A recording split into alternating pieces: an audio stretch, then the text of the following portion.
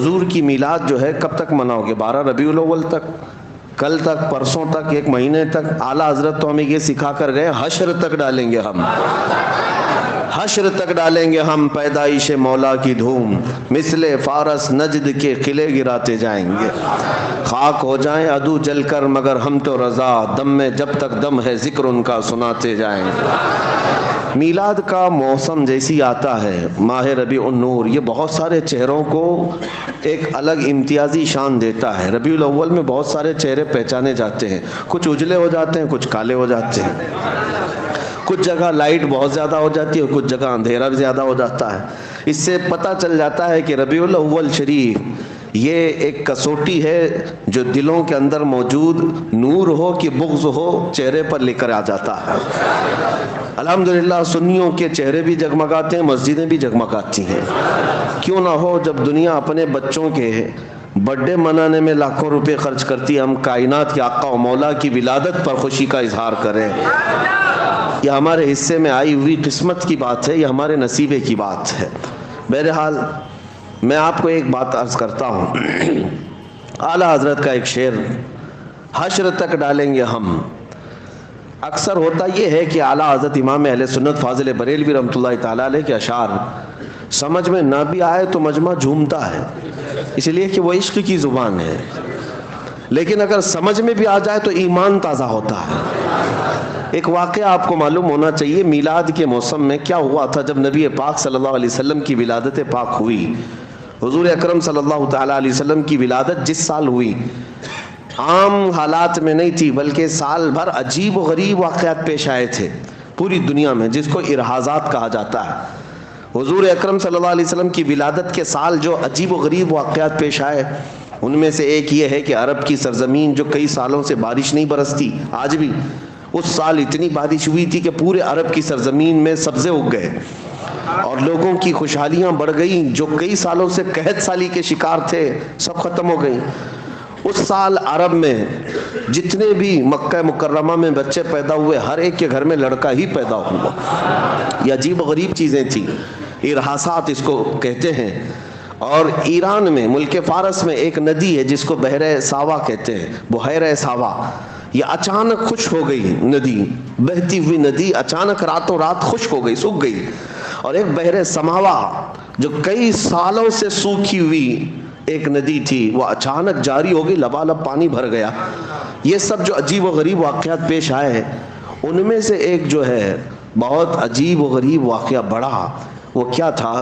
کسریٰ کے دربار میں، وہاں ایران میں ایک آگ لگائی جاتی تھی 1000 سال سے، وہ اچانک بجھ گئی۔ یہ آپ نے سنا ہوگا، میلاد کے سال، حضور کی ولادت کے سال۔ ایک جو بڑا واقعہ پیش آیا وہ یہ واقعہ تھا کہ کسریٰ بادشاہ کا جو محل تھا، یہ توجہ چاہتا ہوں، میں سمجھا رہا ہوں، کسی اور بات کی طرف لے جاتا ہوں آپ۔ فارس کہتے ہیں ایران کو، پہلے ایران کو فارس کہا جاتا، فارس کا جو بادشاہ ہوتا تھا اس کو کسریٰ کہتے ہیں۔ اور کسریٰ کا جو محل تھا وہ آج بھی مدائن میں موجود ہے، عراق میں۔ عراق، شام سب ایک ہی تھے، ایران سب ایک ہی، عراق اور ایران سب فارس کہلاتے تھے۔ تو یہ فارس کا قلعہ، کسریٰ بادشاہ کا جو قلعہ تھا بہت بڑا، اور اس کو اس بات پر ناز تھا کہ دنیا کی بڑی بڑی طاقتیں میرے قلعے کو نہیں توڑ سکتی، ہلا نہیں سکتی۔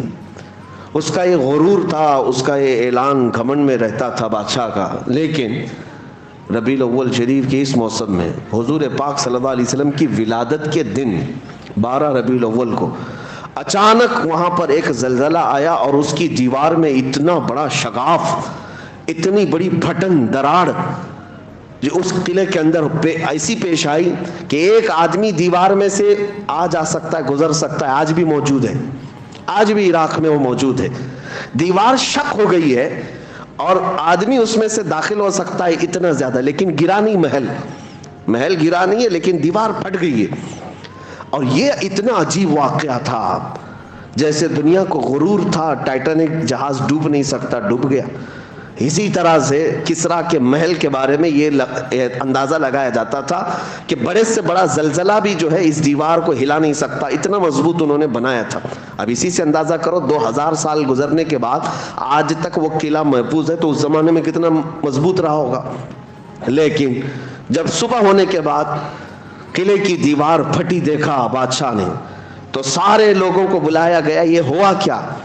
نجومیوں کو بلایا گیا, اپنے علم سے معلوم کرو, پتہ چلو ایسا میرے محل میں ہوا کیوں. اچھا جو کنگورے لٹکے ہوئے تھے 14 کنگورے, وہ سب زمین پر گر پڑے تھے. یہ اچانک نہیں ہو سکتا, ایسا کیسے ہوا؟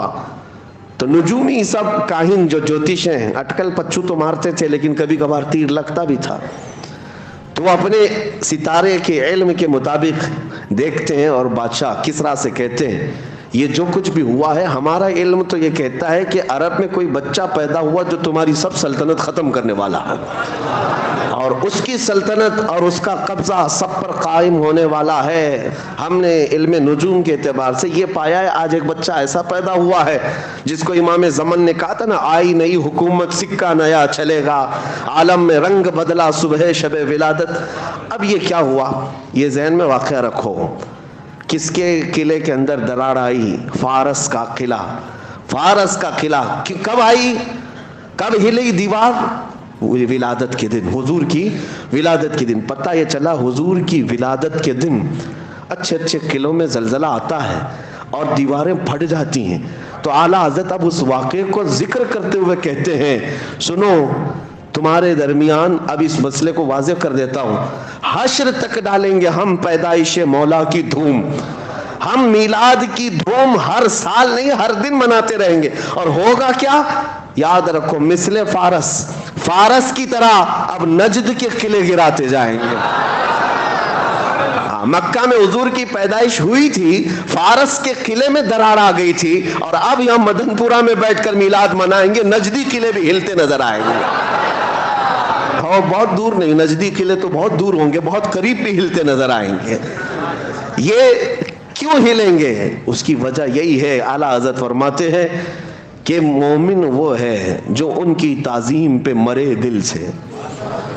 حقیقت میں مومن کون ہے؟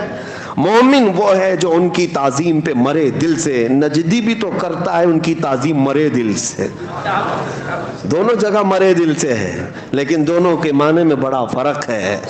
پہلا والا جو مرے دل ہے وہ سنیوں کے حصے میں آیا ہے, اور دوسرا والا مرے دل جو ہے یہ گستاخوں کے حصے میں آیا ہے.